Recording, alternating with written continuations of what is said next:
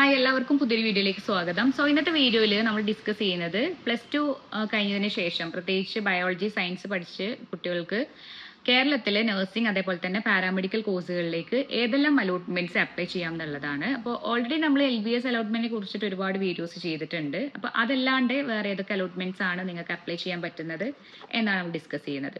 അപ്പോൾ നമ്മൾ വീഡിയോ തുടങ്ങുന്നതിന് മുമ്പ് നിങ്ങൾക്ക് കരിയർ ഹെൽപ്സിന്റെ വാട്സ്ആപ്പ് ഗ്രൂപ്പിൽ ജോയിൻ ചെയ്യാനുള്ള ലിങ്ക് ഞാൻ ഡിസ്ക്രിപ്ഷനകത്ത് കൊടുത്തിട്ടുണ്ട്.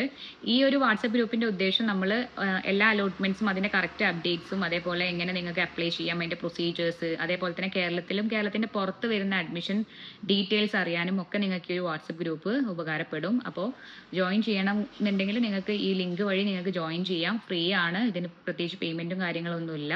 നിങ്ങൾക്ക് എന്ത് സംശയങ്ങളും നമ്മളെ ഡയറക്റ്റ് നിങ്ങൾക്ക് ചോദിച്ച് മനസ്സിലാക്കി ക്ലിയർ ചെയ്യാവുന്നതാണ്.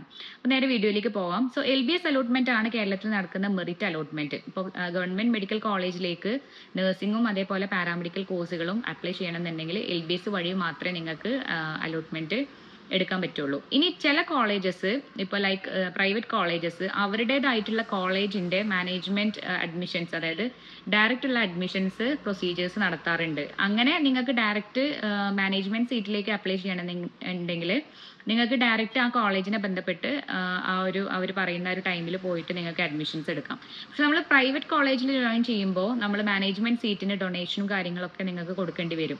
അപ്പം ഇങ്ങനെ ഡൊണേഷനും ഒന്നും ഇല്ലാണ്ട് നിങ്ങൾക്ക് ജോയിൻ ചെയ്യാൻ പറ്റുന്ന അലോട്ട്മെന്റ്സ് ആണ് ഇപ്പോൾ ഞാൻ ഈ ഒരു വീഡിയോയിൽ പറയുന്നത്. അപ്പോൾ അതിൽ പ്രധാനപ്പെട്ടത് LBS അലോട്ട്മെന്റ് ആണ്. +2 മാർക്ക് അടിസ്ഥാനത്തിലാണ് ഈ പറയുന്ന എല്ലാ അലോട്ട്മെന്റ്സും നടക്കുന്നത്. ഇനി പ്രത്യേകിച്ച് എൻട്രൻസ് എക്സാം ഒന്നും കേരളത്തിൽ ഇല്ല.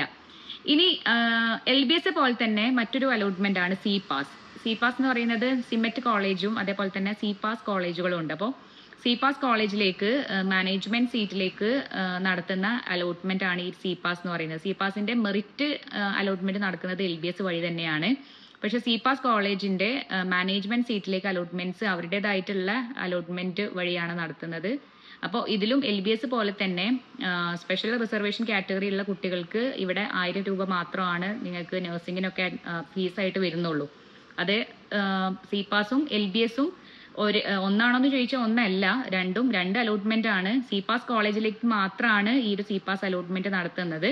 അപ്പൊ അതിൽ തന്നെ നിങ്ങൾക്ക് നഴ്സിംഗ് ഉണ്ട്, പിന്നെ അതേപോലെ തന്നെ ഫിസിയോതെറാപ്പി, MLT, പിന്നെ അതേപോലെ മെഡിക്കൽ മൈക്രോബയോളജി ഇങ്ങനെയുള്ള കോഴ്സുകളൊക്കെ നിങ്ങൾക്ക് CPAS വഴി അപ്ലൈ ചെയ്യാം.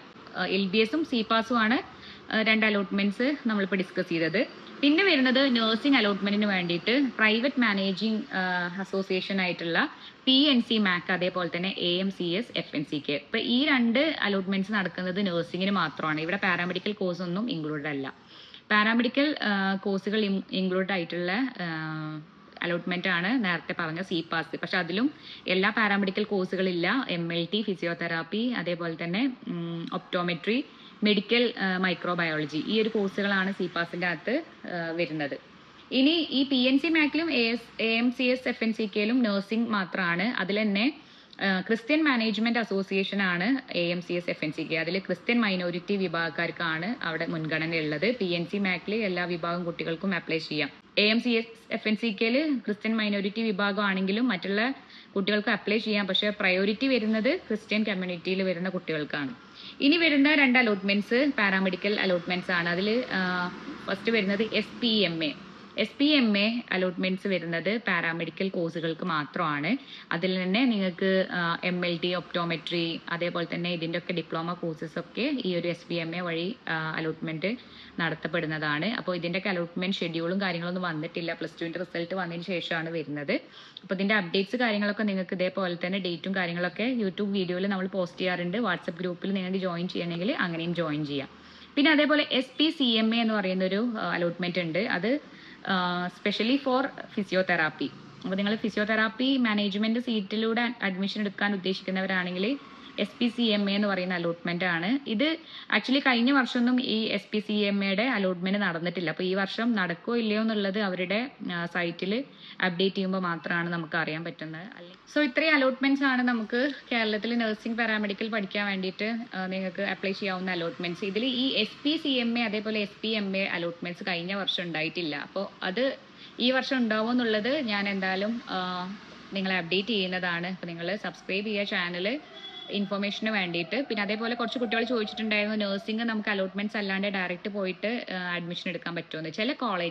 ചില കോപ്പറേറ്റീവ് കോളേജസിലൊക്കെ അവരുടേതായിട്ടുള്ള മാനേജ്മെന്റ് സീറ്റിലേക്ക് അവർ തന്നെ അലോട്ട്മെന്റ്സ് അല്ല, അവർ തന്നെയാണ് അഡ്മിഷൻസ് എടുക്കുന്നത്. ഡയറക്റ്റ് കോളേജിൽ പോയി കഴിഞ്ഞാൽ നിങ്ങൾക്ക് അതിന്റെ ഡീറ്റെയിൽസ് കാര്യങ്ങളൊക്കെ അറിയാം. അതേപോലെ തന്നെ നിങ്ങൾക്ക് അങ്ങനെ കേരളത്തിൽ ഡയറക്റ്റ് അഡ്മിഷൻസ് എടുക്കുന്ന കോളേജുകൾ അറിയണമെന്നുണ്ടെങ്കിൽ ഇതേപോലെ വാട്സപ്പ് ഗ്രൂപ്പിൽ ജോയിൻ ചെയ്യാം. നമ്മൾ അതിന്റെ ഇൻഫോർമേഷൻസ് നിങ്ങൾക്ക് തരുന്നതാണ്.